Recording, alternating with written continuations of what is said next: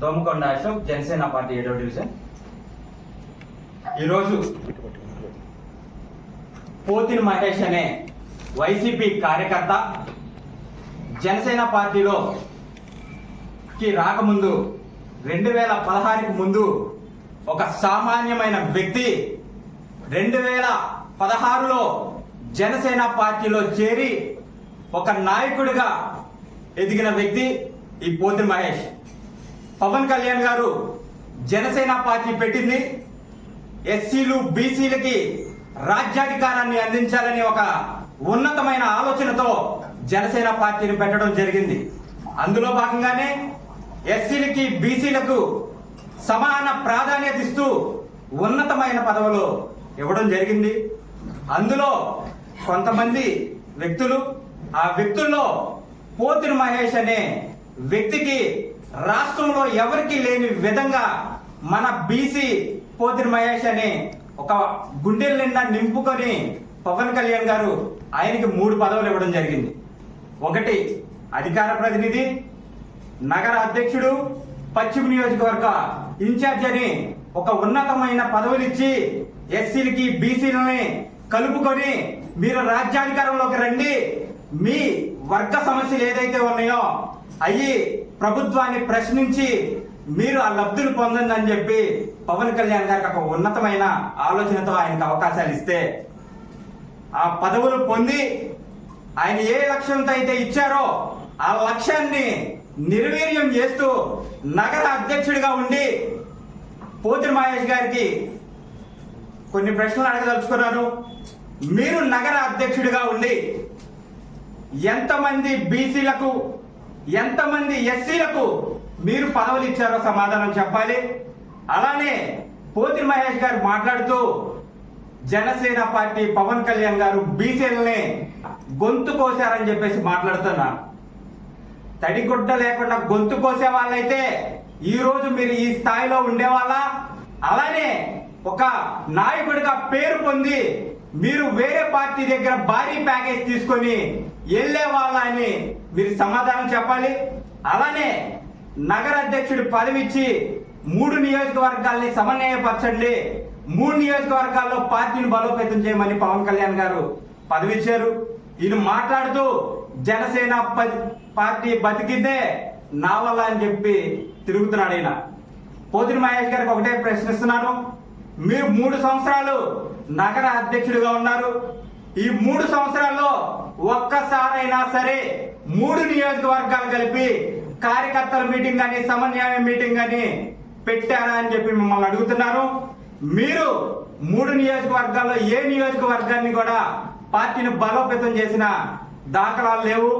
అలానే మీరు మాట్లాడితే విజయవాడలో ఉన్న చాలా మందికి నేనే కార్పొరేటర్ టికెట్లు ఇచ్చాను, నేనే పదవులు ఇచ్చాను అంటున్నారు. అయ్యా పోతిన మహేష్ గారు, మీరు బీసీ నాయకుడిని ఒక ఉన్నతమైన స్థానంలో చూడాలని పవన్ కళ్యాణ్ గారు మీకు కొన్ని బాధ్యతలు అప్పచెప్పారు. అందులో భాగంగా మీరే విజయవాడ నగరంలో దళితులకి, బీసీలకి, మైనారిటీలకి ఎవరైతే హార్ట్ఫుల్ గా జనసేన పార్టీ కోసం కష్టపడుతున్నారో వాళ్ళ దగ్గర ఒక రూపాయి కూడా తీసుకోకుండా వారికి మీరు టికెట్లు ఇవ్వండి అని చెప్పి మీకు ఒక పెద్ద బాధ్యతను పెడితే అది మీ స్వార్థం కోసం పవన్ కళ్యాణ్ గారు ఇచ్చిన బాధ్యతని నేనే ఇచ్చానని చెప్పుకున్నప్పుడే మేమందరం నీ గురించి ఆలోచించాల్సింది.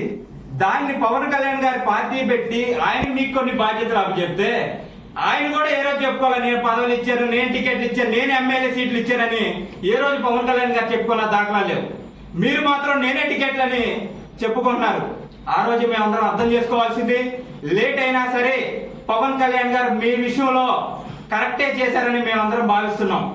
అలానే పోతిన మహేష్ గారి కార్యాలయంలో రాష్ట్ర కార్యదర్శి, విజయవాడ పార్లమెంట్ సమన్వయకర్త అమ్మిశెట్టి వాసు గారి గురించి కొంతమంది వ్యక్తులను పెట్టుకొని పేద ఆర్టిస్టుల్ని వ్యక్తిగత విమర్శలు చేయించారు.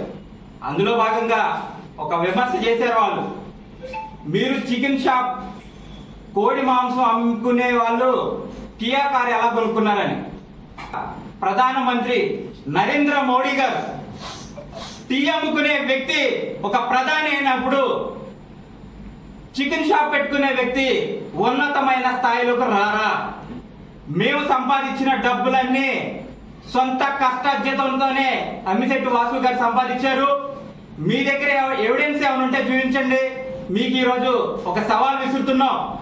అమ్మిశెట్టి వాసు గారి మీద ఎవరైనా వెళ్ళి ఆంధ్రప్రదేశ్ లో ఎక్కడైనా సరే ఆయన దౌర్జన్యం చేశారు, మా దగ్గర ఇలా దబాయించారని ఏదైనా ఒక కేసు ఉంటే మీకు సవాల్ విసురుతున్నాం, మీరు నిరూపించుకోవచ్చు. అలానే అమ్మిశెట్టి వాసు గారు 2014 నుంచి పార్టీలో ఉన్నారు. 2014లో ఆయనకి టికెట్ ఇవ్వకపోయినా సరే కార్యకర్తల కోసం పనిచేశారు. 2019లో కూడా టికెట్ ఇవ్వలేదు, అయినా సరే పనిచేశారు. 2024 టికెట్ ఇవ్వకపోయినా సరే కార్యకర్తల కోసం నిలబడి పోరాడుతున్న వ్యక్తి. అంటే వ్యక్తిగత స్వార్థాలు లేవని దాని అర్థం. మీరు మాత్రం జనసేన పార్టీ పొత్తు పెట్టుకుంటే మీరందరూ జెండా కూలీలని వ్యాఖ్యానిస్తున్నారు. 2019లో సిపిఎం సిపిఐతో మనం కలిసి ముందుకెళ్ళాం. అందులో భాగంగా అక్కడ ఓట్ల కోసం సిపిఐ జెండాలు కూడా మీరు మోసిన వ్యక్తి. అంటే మీరు జెండా కూలీలా? మీరు ఆ రోజు మీరు నిలబడడం కోసం, మీరు గెలవడం కోసం వేరే పార్టీలు జెండా పట్టుకొని ముందుకెళ్లారు. కానీ ఈ రోజు టికెట్ ఇవ్వలేదని చెప్పి మీరు పేడ్ ఆర్టిస్టు లాగా ఎవరో వైసీపీ నాయకులు పంపించిన స్క్రిప్ట్ చదువుతున్నారు. మీరు జనసేన పార్టీలో ఉన్నంత వరకే మీరు నాయకులు, వైసీపీలోకి వెళ్ళినాక మీరు కార్యకర్త అని కూడా తెలియజేస్తున్నాను. అలానే అమ్మిశెట్టి వాసు గారి మీద ఈ కేసులు ఉన్నాయని చెప్పి ఒక లిస్టు రిలీజ్ చేశారు. ఆ లిస్ట్ లో ఉన్న కేసులన్నీ కూడా ప్రజానాయకుడు అమ్మిశెట్టి వాసు గారు ప్రజల కోసం జనసేన పార్టీ తరపున ప్రభుత్వం మీద తిరగబడితే, ప్రజల తరపున గొంతెత్తితే, ప్రజల హక్కుల కోసం పోరాడుతుంటే ఆయనకి ఈ ప్రభుత్వం దౌర్జన్యంతో బనాయించిన కేసులయ్యి మీకులాగా వ్యక్తిగత స్వార్థాల కోసం జనసేన పార్టీని అమ్మిశెట్టి వాసు గారు ఎప్పుడు కూడా అర్థం పెట్టుకోలేదు. అలానే మిమ్మల్ని ఒకటే క్వశ్చన్ అడుగుతున్నాను. మీరు కేపీఎన్ కాలేజ్ లో 5,000 రూపాయల జీతానికి పనిచేసి ఇన్ని కోట్లు ఎలా సంపాదించారని చెప్పి మిమ్మల్ని కూడా ప్రశ్నిస్తున్నాను.